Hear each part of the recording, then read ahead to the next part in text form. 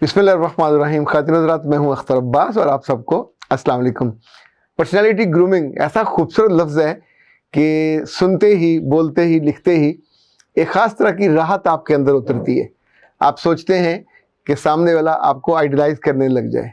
आप सोचते हैं कि जिसको आप मिलो, देखो, उसके अंदर कितनी खूबियाँ, खूबसूरती वो आपको हॉन्ट करे, आपको अच्छा लगे। दिखना पर्सनैलिटी ग्रूमिंग नहीं है। पर्सनैलिटी ग्रूमिंग पूरी अलग दुनिया है जिसमें मेकओवर होता है और मेकओवर मेकअप नहीं होता।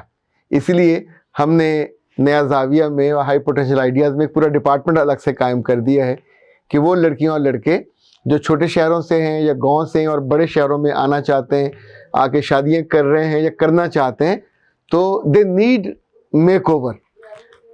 कपड़े क्या पहने, क्या खाएं, क्या पिएं, कैसे बैठें, कैसे बात करें, क्या कहें, क्या ना कहें, ये सारी चीज़ें हमारी टीम लड़कियों के लिए, अब मैं ख़ुद भी टाइम दूंगा और जो हमारी टीम है वो भी उनको इस तौर पे इवन उनको शॉपिंग के लिए लेके जाएंगे। उन्हें ये भी बताएंगे कि होटल में जाके ऑर्डर कैसे देना है, क्योंकि शादी के बाद जब आप बिल्कुल हवन्नक बन के अपने मियाँ के साथ जाते हो तो फिर मजाक का निशाना बनते हो। बहुत सी चीज़ें ऐसी हैं जो झिझक होती है, पर जब ये झिझक लंबी हो जाती है तो फिर आपकी बेइज्जती का बायस बनती है। वैसे तो अब जो हमारा कोर्स है अल्हम्दुलिल्लाह इस पर तैयार है, अगले 2 हफ्तों में आप कर सकोगे। उसमें हमने 2 चीज़ें बतौर ख़ास बताई हैं कि जब भी पर्सनैलिटी ग्रूमिंग का जिक्र आएगा तो एक इनर ग्रूमिंग है, एक आउटर ग्रूमिंग है। इनर ग्रूमिंग आपसे फैसले कराती है। इनर ग्रूमिंग आपको अंदर से खूबसूरत बनाती है। आप ट्रस्टवर्दी बनते हो, काबिल एतबार बनते हो, दयानतदार बनते हो, अच्छे डीलिंग में, झूठे नहीं होते, मक्कार नहीं होते, फरेबी नहीं होते। वो सारे काम जो हम अच्छे लोगों से तवक्को करते हैं वो करते हैं, जो बुरे लोगों से तवक्को होती है वो हम अपनी मर्जी से, अपनी मंशा से, अपने चॉइस से छोड़ देते हैं। और हमारा स्पाउस आंखें बंद करके हम पे फिर एतबार करता है कि इस मामले में तो ये शानदार तर्ज अमल की हामिल है या शानदार तर्ज अमल रखता है। जो आउटर ग्रूमिंग है इसके बहुत सारे पहलू हैं।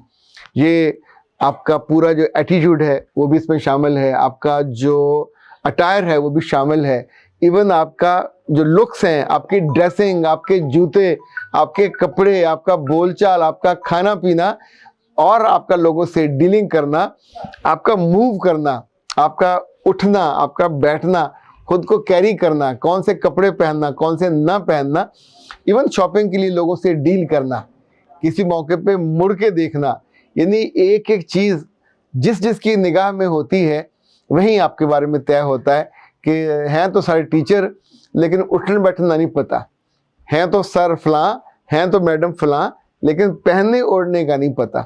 इसी तौर पे अगर आपने अपने बालों को प्रॉपर नहीं करते, बहुत सारी लड़कियां और लड़के आपने भी देखे होंगे कि उनका इतने लापरवाह हो जाते हैं कि चूँकि ज़िंदगी चल रही होती है, घर है, गाड़ी है, रिश्ता ठीक है, तो शर्ट किसी कलर की, शलवार किसी कलर की, दुपट्टा किसी कलर का, यानी एक होता है आपने मैच किया हुआ है, एक है कि बिल्कुल अलटअप पहना हुआ है, तो फिर आप सुस्तुल वजूद और काहिल कहलाते हो।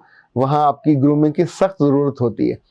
ये काम अपने बेटे और बेटियों से करते हैं, लाइक उनके बाथरूम, उनके कमरे, उनके टेबल जहाँ वो बैठ के, इसी तौर पे जहाँ वो पढ़ने जाते हैं, जहाँ रहते हैं, जिन जगहों पे क़याम करते हैं, जिन जगहों पे जॉब करते हैं, हर जगह उनको मेजर इसी बात पे किया जाता है कि आप खूबसूरत कितने हो आप। अच्छा, खूबसूरती आंखों की नहीं है, यानी आप होंठों पे बेतुकी लाल तरह की लगा लोगे जो चुभेगी तो ग्रूमिंग नहीं है आपकी। अगर आपने यहाँ इतना काला पीला कर लिया, हर चीज़ एक तवाज़न के साथ, लफ्ज़ भी तवाज़न के साथ।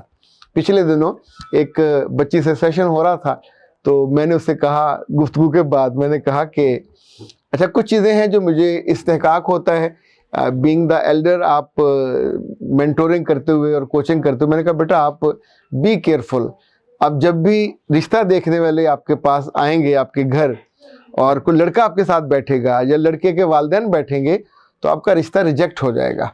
उसने कहा वो क्यों?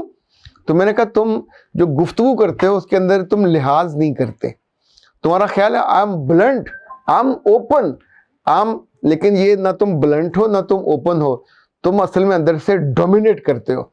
और डोमिनेट करने वाली लड़की जो है उसकी ग्रूमिंग की सख्त ज़रूरत होती है, क्योंकि वो भूल जाती है कि कौन सी बात नहीं कहनी और कौन सी बातों को कितने सलीके से तरीके से। डंडा कोई भी मारेगा, वो कितना बड़ा क्यों ना हो, तो अगला वाला डंडा खाता नहीं है।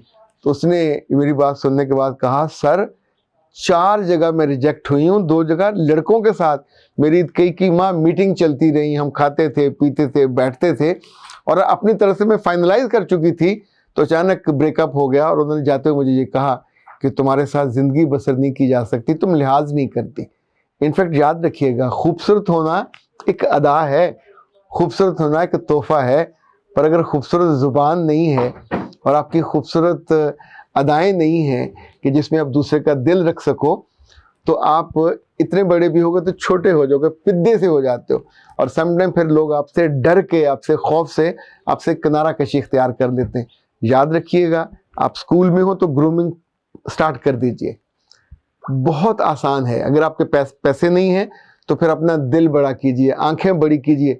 अच्छा, बड़ी आंखों का मतलब ये नहीं है कि खोल के ऐसे बैठ जाए, बड़ी आंखों का मतलब ये है be open to learn, be open to absorb. वैसे तो इस कोर्स में 20 चीज़ें हैं जो मैंने गाइड की हैं, इसके बारे में हमने खूब रिसर्च की, कुछ जो हम पे अपने बीती थी, कुछ जो लोगों को गाइड करते हुए देखा था, यूनिवर्सिटियों में देखा था, कॉलेजेस में देखा था, उन सब को सिखाना मेरे लिए इसलिए आसान था कि यूनिवर्सिटियों में, ख़ासतौर पर जो प्राइवेट यूनिवर्सिटियाँ हैं, वहाँ लड़के और लड़कियों की ग्रूमिंग एज सब्जेक्ट के तौर पे की जाती है। मैं चूँकि personality growth and development subject मैंने बनाया था, फिर उनको पढ़ाया, बरसा बरस पढ़ाया, तो वो जो पुराने स्टूडेंट अभी मिलते हैं, माशाल्लाह सरकारी अफसर हैं तो कहीं एक्सिन लगे हुए हैं, कहीं डायरेक्टर लगे हुए हैं, अगर प्राइवेट में हैं तो बहुत अच्छी पोजीशन पे हैं। पर जिस बात को वो आज भी याद करते हैं कि इनफैक्ट खर्च का मामला हो, लोगों की दावतें करने का मामला हो, लोगों के साथ डील करने का मामला हो, बल्कि एक ने तो बड़ी मज़े की बात बताई, वो वापडा में हैं, भट्ट साहब हैं, उन्होंने कहा कि सर 50-60 हमारे एसडीओ होते हैं, पर जो हमारे अफसर हैं मुझे कहेंगे कि तुम बैठ जाओ, मुझे चाय पूछेंगे, बाकियों को बहुत दिक्कत होती है।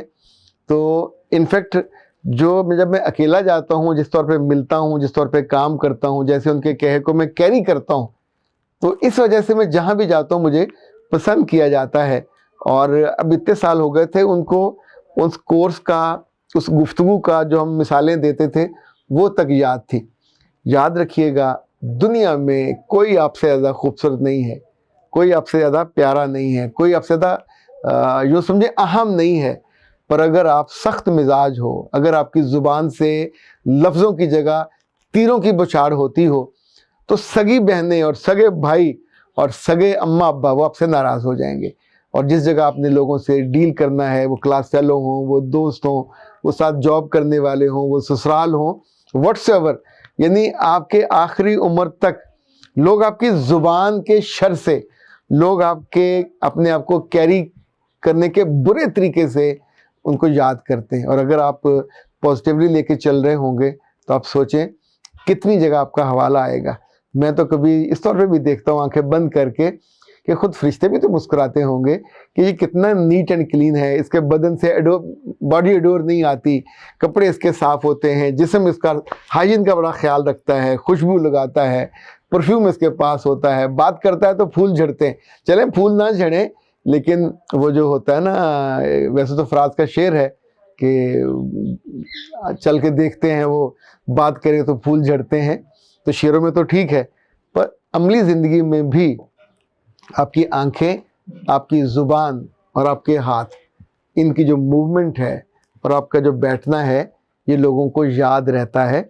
और फिर लोग कहते हैं she is well groomed, what a personality, किसने ग्रूमिंग इसकी की है।